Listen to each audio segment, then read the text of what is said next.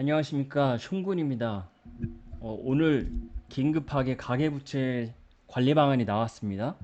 관련해서 살펴보려고 하고요.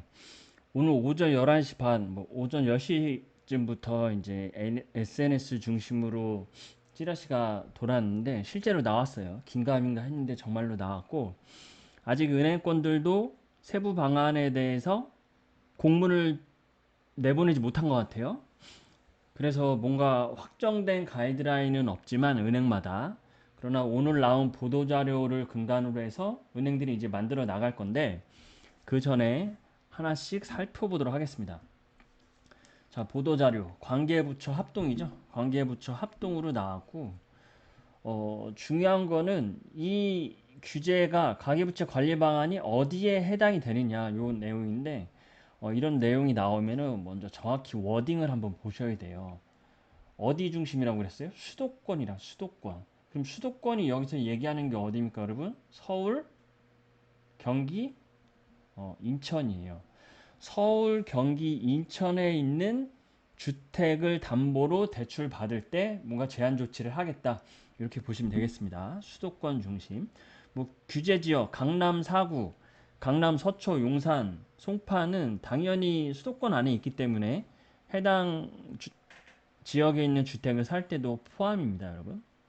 그리고 이번 보도자료를 볼 때 저는 유심히 보려고 했던 게, 과연 정부가 현재 상황을 어떻게 인식하고 있느냐, 그 부분이 너무나 궁금했었는데, 그래서 이런 보도자료가 나올 때 어떤 워딩을 쓸까, 그게 너무나 궁금했거든요. 그래서 보도자료가 나와서 이런 걸 찾아봤어요. 정부가 집값에 대해서 어떻게 진단을 할까?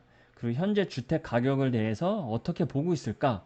그리고 과연 다주택자 또는 이주택자 이상들을 투기 수요로 지정을 보고 있을까? 이런 게 너무나 궁금했는데 이런 워딩이 하나도 없어.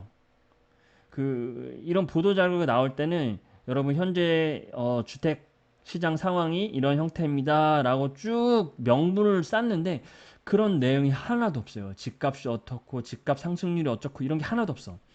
단 그래서 이번 보도 자료는 너무나 뭐라고 그럴까? 참신했지. 그동안에 봐주었던, 그동안에 진보 정권이 집권했을 때 보았던 그런 주택 시장을 보는 프레임이 전혀 아니다. 뭘로 봤다? 뭐 중심이다? 가계부채 관리 방안, 금융 중심으로 본 거예요. 이런 까다로운 대출 규제를 왜 하느냐, 금융 규제를 왜 하느냐, 가계부채가 너무 심하게 늘어나고 있기 때문에 한다. 이렇게 서두를 깔았습니다. 그래서 이 보도자료 어디에도 투기 수요라든가 적폐 뭐 이런 내용이 하나도 없어요. 그 부분이 좀 인상 깊었습니다. 인상 깊었다라기보다 정부도 많이 신경을 쓴 것 같아요. 그런 부분들이 있었고 하나씩 살펴볼게요. 자, 가계부채 관리 방안. 워딩조차 이제 가계부채 관리 방안이야. 이걸 왜 하느냐? 가계부채가 너무 증가해요. 얼마나 증가해? 4월부터 증가 규모가 지나치게 확대가 되었고 6월에도 그런 추세가 계속되고 있다. 이 추세는 여러분, 우리가 주택 계약을 하면은 보통 잔금이 2, 3개월 뒤고 2, 3개월 뒤에 대출 실행이 늘어나잖아요. 이 대출, 가계대출, 특히 주담대가 늘어나는 규모는 6월 이후에도 7월, 8월, 9월 계속 늘어날 수밖에 없어요. 스트레스 DSR 3단계의 도입 전에 접수했던 수요가 얼마나 많습니까? 그래서 4월 접수, 5월 접수, 6월 접수, 지금도 접수하고 있는데 이게 2개월, 3개월 뒤에 잔금 실행이 되면은 계속 늘어날 수밖에 없다. 어쩔 수가 없어요.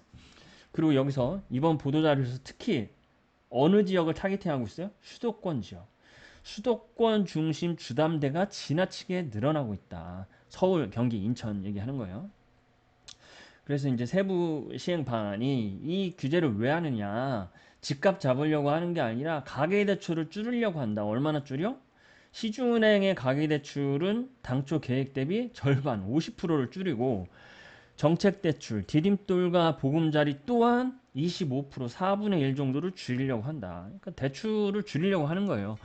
최근 2, 3일 동안에 관련해서 기사가 쏟아졌죠. 저도 블로그에 링크를 드리면서 규제가 나올 것 같다 이런 말씀을 계속 드렸었고, 자, 그러면 실질적으로 어떤 규제들이 나오느냐 하나씩 살펴보겠습니다.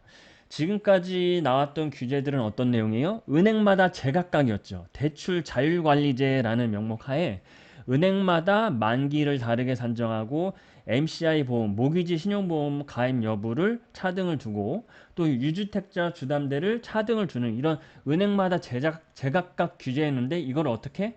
이제 공통 규제로 접어들게 하겠다. 전 은행권이 똑같이 이건 보험사도 마찬가지입니다, 여러분. 보험사까지 모든 은행권이 동일한 규제를 시행하도록 확대하겠다 이런 내용입니다.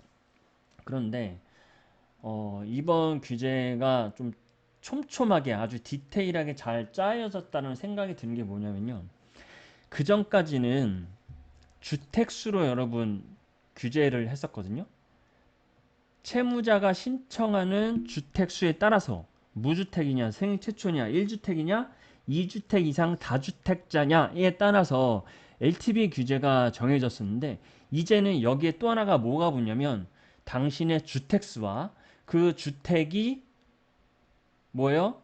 소재한 지역까지도 어딘가 보겠다는 거야.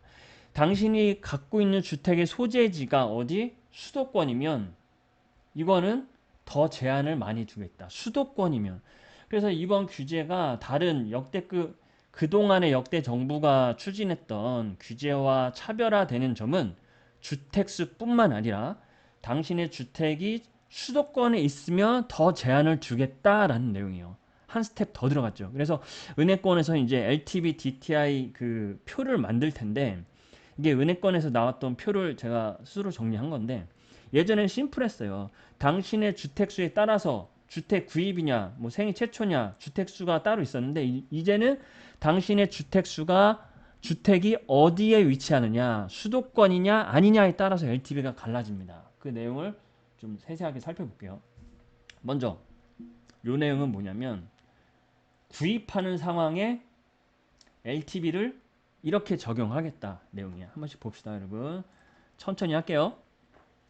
당신이 대출을 신청하는 채무자가 2주택 이상 다주택자 혹은 처분조건부 안건 1주택자가 내 집 마련을 합니다. 어디에? 규제지역에 하면 현재는 30%까지 나와요. LTV 30에 DSR 충족하면 나와. 그리고 다주택자더라도 비규제 지역에 산다. 서울 포함되죠. 강남 사구 제외하고. LTV 60까지 됐었지. 그런데 뭐 다주택자들은 DSR 꽉 차 있으니까 방법이 없었는데 이게 현행인데 언제부터? 이게 너무 쇼킹한 거야. 내일부터 어떻게 한다? 다주택자면 1주택자 포함 다주택자면 대출 0.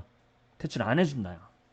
수도권에 집 살 때도 안 해주고 규제지역 강남 4구 살 때도 대출을 안 해준다. LTV가 제로예요. 그래서 실질적으로 지금 시장 끌고 나가시는 분들은 무주택자와 처분조건 걸은 1주택자들이잖아요. 그래서 사실 이 규제는 타격감이 별로 없습니다. 어차피 내 집 못 팔면은 지금 갈아타기 못 하잖아요. 상급질 못 하잖아. 그런데 이런 분들이 이제 문제지. 기존 주택을 팔았어. 혹은 매도 매수 잔금을 같이 하는 무주택자들 포함하면 현재 LTV가 70, 50이에요. 그런데 다행히도 LTV가 70, 50은 동일하게 적용이 되는데 뭐가 달라져? 기존 주택 처분 조건을 몇 개월로 줄여요? 2년에서 6개월로 단축을 합니다.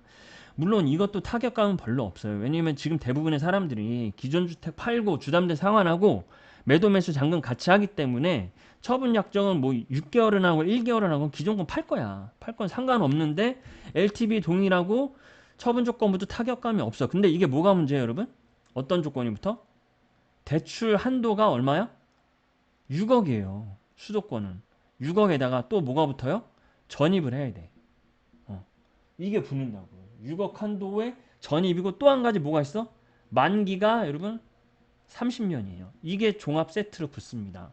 그래서 무주택자 혹은 처분약정을 거는 사람이 규제뿐만 아니라 수도권, 서울, 경기 아파트 내 집 마련 주담대는 최대 한도가 얼마? 6억. 그리고 6개월 안에 전입. 그리고 만기 30년. 이게 디폴트로 붙는 규제예요. 이게 센 거지. 그러니까. 그죠? 이게 그래서 타격감이 굉장히 세다라고 밖에 설명할 수가 없고 그 다음에 봅시다. 여기까지가 내 집 구입할 때 얘기예요. 그리고 구입할 때 이런 조건이 붙는다는 거고, 그 다음 항목은 뭐냐면 내 집 구입이 아니라 이미 내가 집이 있어. 내가 이미 보유하고 있는 주택을 담보로 생활비 등을 목적으로 주담대 받을 때 이걸 뭐라고 그래요? 생활안정자금 대출.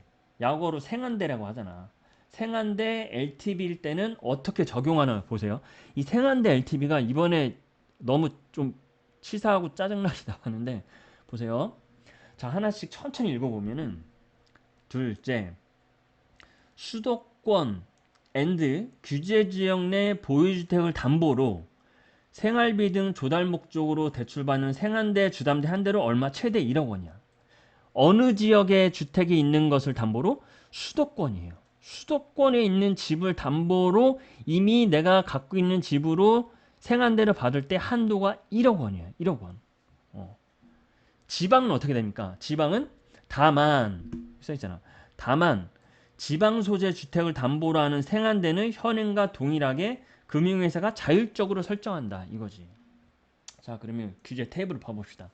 대출의 생한대의 최대 한도를 정해낸 거예요. 그런데 그 주택의 소재지에 따라 달라져. 담보로 제공할 주택의 소재지에 따라서 그 주택이 수도권이다. 그런데 그 수도권의 1주택자야. 수도권에 집이 하나 있어. 그러면 최대 개선 방안으로 얼마요? 최대 1억 원까지밖에 안 돼. 그리고 수도권에 주택이 여러 채야.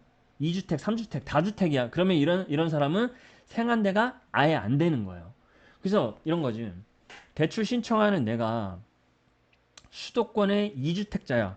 다주택자잖아요. 그러면 생활안정자금 안 돼. 수도권에 한 채가 있어. 최대 1억 원이야. 그런데 이런 사람이 애매하게 되는 거예요. 봐봐요. 수도권에 1주택자고 지방에 주택이 예를 들어서 10채야. 그럼 나의 보유주택 수는 총 11채잖아요.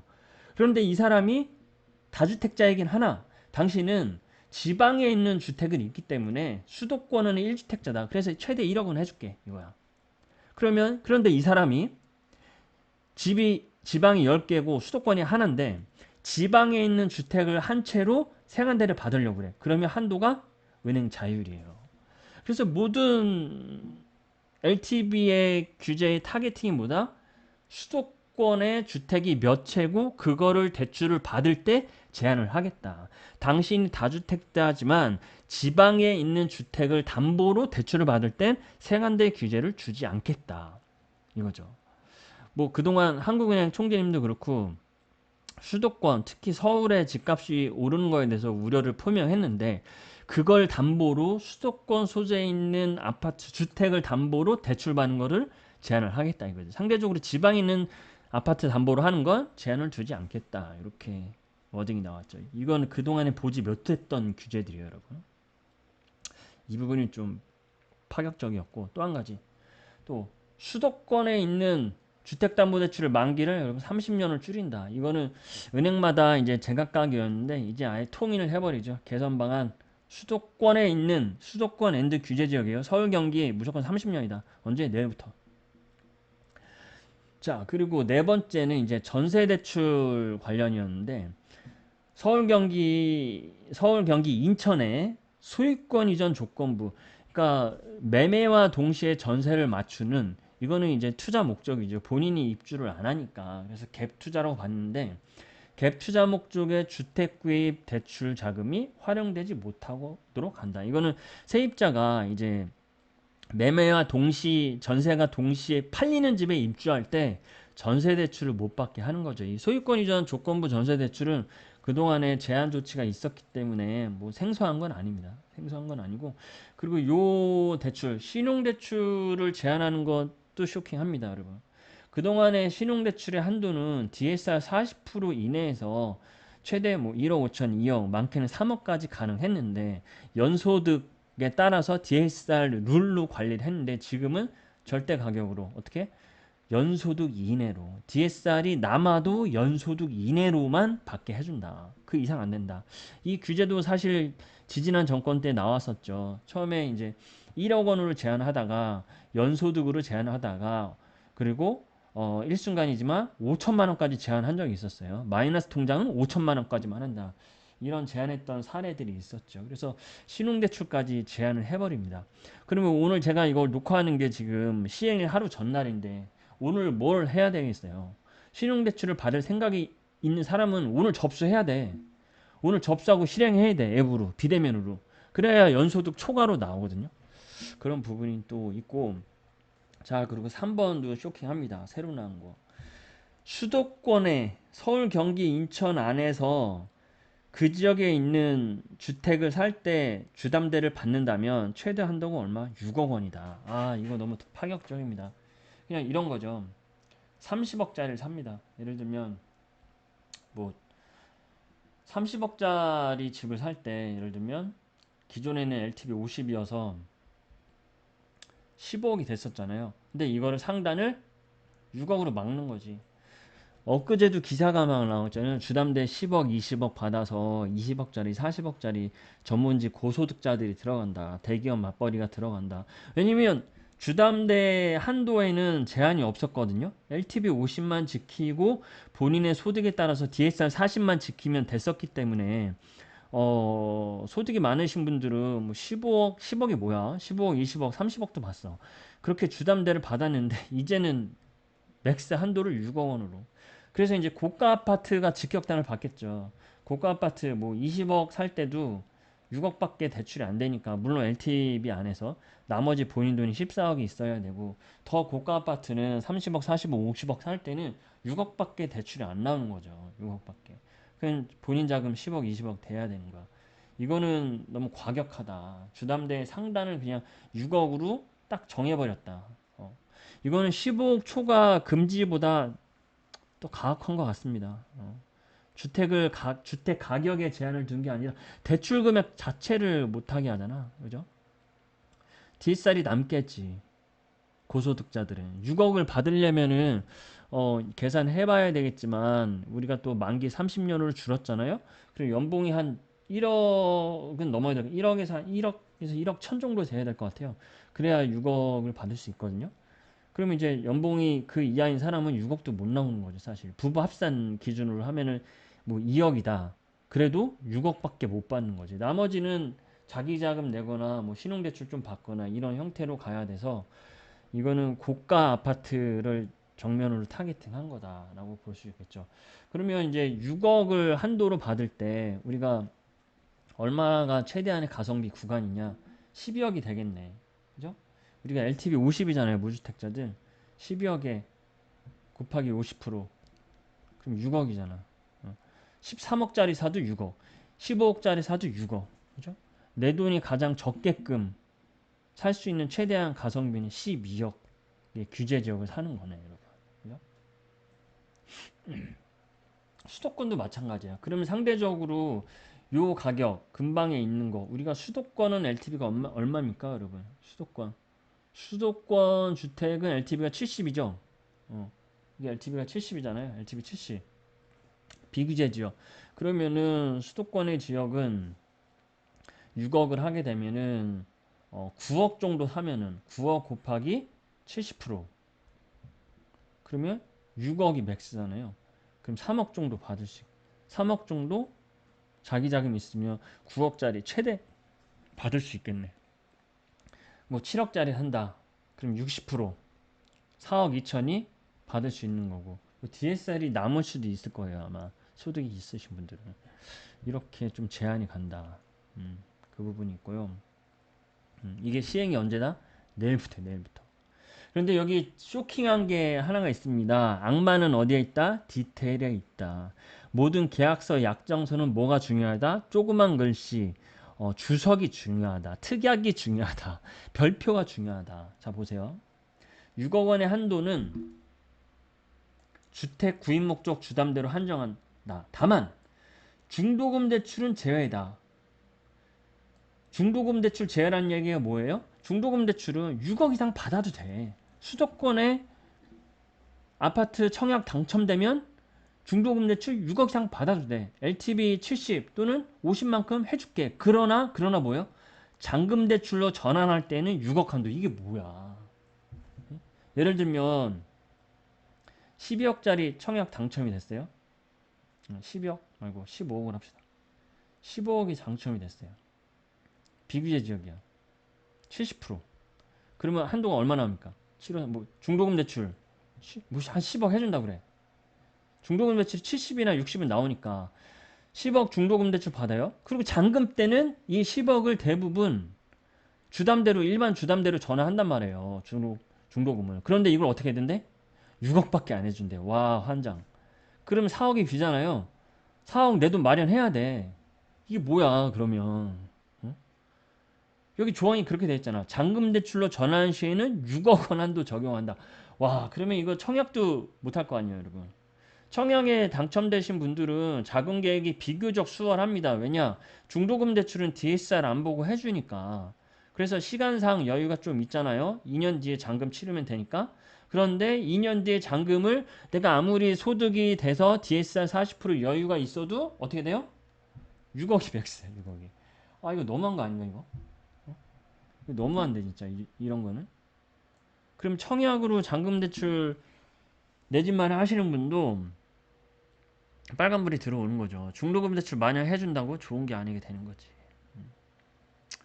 자, 그리고 LTV 규제 이제 생애 최초 분들입니다. 현재 생애 최초로 집을 살 때는 전국의 LTV 80이거든요. 그리고 전입을 할 필요가 없어요. 그래서 토어제가 강남 4구에 들어온 이후부터는 토어제에 전세 끼고 이제 세입자가 있는 집을 생애 최초 LTV 80으로 살 수는 있었는데 이제는 그게 원천적으로 차단이지. 왜냐?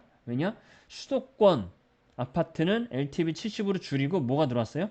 전입 의무. 그 집에 내가 입주를 해야 돼. 주민등록 등록을 해야 된다고요. 전입 의무가 6개월 이내, 잔금하고 6개월 이내에 부과되기 때문에 세입자가 있는 집이라면 살 수는 있으나 LTV가 줄었고 6개월 안에 세입자가 나가줘야 돼요. 이런 집들만 가능하죠. 그래서 어떻게 뭘가 차단돼요? 갭 투자로 사는 것들이 마포, 성동 이런 갭 투자 목적의 생애 최초 주택 구입이 안 되는 거죠. 많은 분들이 사용을 했었거든요. 토호제가 지정되기 전에도 강남 4구에서도 생애 최초 LTV 80으로 많이들 샀는데 나중에 입주하려고. 근데 지금 이게 원천적으로 거의 차단이 되죠. 만기 6개월 남은 전셋집들은 뭐 될 수도 있겠다. 그죠? 근데 역시 이거는 지방은 현행과 동일하게 LTV 80에 전입 의무조차 없다. 물론 DSR 40 안에 들어와야 되고 또한 이 그 전입 의무 6개월은 디딤돌과 보금자리론도 마찬가지예요. 디딤돌은 현행과 같이 1개월 전입 의무를 해야 되고 실거주 보금자리론은 6개월 안에 이제 전입을 해야 된다. 똑같이 적용이 되겠습니다. 그리고 LTV를 줄이는 것뿐만 아니라 디딤돌과 보금자리론, 디딤돌과 버팀목의 대출 한도를 줄여버렸어요. 아, 이렇게 하면은 안 되는데 왜 그랬을까 이해가 안 되네. 한번 볼게요. 디딤돌은 대출이 되게 어려워요, 여러분. 그죠? 어려운 대출이고 은행에서도 꺼려 하는데 소득이 좀 적은 부족한 부분. 그러니까 내가 희망했던 대출 대비 소득액이 적어서 디딤돌로 많이 가시는데 대출 한도를 다 줄여버렸어. 일반은 2억, 생애 최초 청년 2억 4천, 신혼 3억 2천, 신생아 4억. 아, 이거 다 줄여버렸어. 버팀목 전세도 마찬가지. 예? 수도권 줄여, 지방도 줄였어. 아, 왜 이렇게 줄인지 이해가 안 되는데 디딤돌과 버팀목은 건드리면 안 되거든요. 음. 그 대출의 취지가 있는데 이렇게 다 줄여버리면은 왜 그런지 모르겠어요. 지나친 것 같고 이 부분은 그리고 계속 설명드리지만 서울, 경기, 인천 주택을 사면은 이제부터 6개월 이내 전입을 해야 돼. 실거주 목적으로 한해서 사용하게 한다. 주택 구입 목적 주담대 시 6개월 이내 전입한다. 그리고 전세 대출도 지금 강화가 됐죠. 90% 해주던 거를 80%로 줄였어. 그러니까 전세 대출이 뭐 3억이야. 예를 들면 그러면 90%니까 2억 7천은 은행에서 담보로 허그, HF, 서울보증보험증권의 담보로 했기 때문에 신용으로 받는 거는 3천밖에 안 되어서 리스크가 줄었는데 이제는 보증 비율을 80%로 줄여서 이거를 6천을 신용대출로 해줘야 되잖아요. 임차인을. 그러다 보니까 은행에서 심사를 강화하지. 소득을 본다든가 허그 같은 건 소득을 안 받거든요. 이제 소득 당연히 보겠지. 왜냐면 세입자가 또는 임대인이 전세보증금 반환 못하면 6천만 원만큼 20%만큼 손실을 보는 거니까. 그래서 대출 전체적으로 줄어들 수밖에 없다 이렇게 보여드리고요. 자, 향후 계획은 뭐냐? 니들 계획이 있냐? 짜증나게 대출 줄이려고 하는 거지. 음? 예, 그렇습니다. 뭐 쏠림 현상 이미 있었어. 근데 시행일을 언제야? 내일로 해놓고 뭐 최소화한다고 말 같지도 않은 얘기 하고 있네. 지금 난리도 아닌데. 음? 실수요자, 서민, 취약계층을 배려하는 무슨 개뿔 지금 이런 상황에서 배려했다고 할 수 있을까 이게? 그러니까 다른 건 좋아. 다른 거 뭐 전입 6개월 안에 하고 뭐 수도권의 아파트 대출 어렵게 하는 건 좋은데 왜 시행일을 내일로 하냐고. 내일로. 이거만큼은 지지난 정권의 그런 패단을 반복하지 않았으면 좋겠는데 왜 시행일이 내일이냐는 거죠. 어? 아, 참 그런 부분이 너무 안타깝고요. 그리고 이제 FAQ 한번 보겠습니다, 같이. 가계부채 관리 방안 주요 FAQ. 뭐 어쩌고 저쩌고 중요한 거부터만 가져볼게요. 경과 규정 언제까지 그래서 해야 되냐 이거죠. 제일 마지막에 나왔던 것 같아요. 자, 각 조치별 경과 규정. 시행일 전일까지, 그러니까 내일이에요, 여러분. 내일까지 은행에 전산상 등록을 해야 돼. 전산상 등록이라 하면 대출 접수 얘기하는 거예요. 주민번호로 내 거 접수번호 채번을 해야 돼. 채번한 사람은 종전 규정을 적용해준다. 모든 대출, 구입용도 주담대, 생활대, 전세, 신용대출 다. 그래서 제가 전세대출 신용대출 빨리 가서 신청하라고 한 거고. 그리고 주택 구입 목적 주담대는 시행일 전까지, 그러니까 오늘까지 매매 계약 체결해야 돼. 그러니까 가계약 불인정하고요. 계약서 써야 돼. 계약서 쓰고 계약금을 이체까지 해야 돼요. 그래서 부득이하게 오늘 접수를 못 하시는 분들은 대출 접수를 오늘 계약하고 계약금도 넘겨놓고 이체까지 해야 돼요. 그래서 이체증, 계약서 이거 준비하고 계셔야 돼요. 그러면 종전 규정을 적용한다라고 되어 있는데 현장은 아마 이렇게 적용할 거예요. 둘 중에 하나만 해도 된다고 했으나 아마 두 개 다 해야 될 거야. 계약도 시행일 전에 하고 전산 등록도 시행일 전 오늘까지 해야 인정해주는 경우가 대다수일 거다. 그렇게 보고 있습니다. 그래서 계약을 하신 분은 접수까지 바로 하세요. 그리고 아까 중도금 이주비 대출 중도금 대출을 6억 이상 받더라도 잔금 때 6억까지밖에 안 된다고 그랬잖아요. 그러면 오늘까지 입주자 모집 공고를 해야 돼. 이건 무슨 말도 안 돼. 그리고 입주자 모집 공고 전에 그러니까 이미 청약에 당첨돼서 중도금 대출이 실행되고 있는 사람은 6억 이상 잔금 대출 나와요. 그런데 이거를 내가 전매를 했어. 시행일 이후 내일 모레 전매를 하면 전매로 취득한 사람은 중도금 대출을 그대로 6억 초과 승계가 되나 잔금 때 6억까지밖에 안 되는 거야. 네, 전세 대출도 경과 규정은 똑같습니다. 아무튼 이렇게 살펴봤는데 어때요, 여러분? 일단 뭐 내 취지는 알겠어요. 가계부채를 줄여야 된다는 건 알겠지만 시행일 자체가 내일부터다라고 하는 거는 너무 가혹하다. 이거는 너무 심각하다라는 생각이 들고 오늘 지금 3시인데 2시 50분 이게 오늘 나와서 각 은행들도 자체적으로 공문을 만들기 위해서 동분서주한 것 같아요. 보도자료는 이렇게 나왔으나 은행 창구마다 은행마다 이 안에서 이거보다 강화되게 적용을 하면 했지 이거보다 약하게는 하지 않을 겁니다.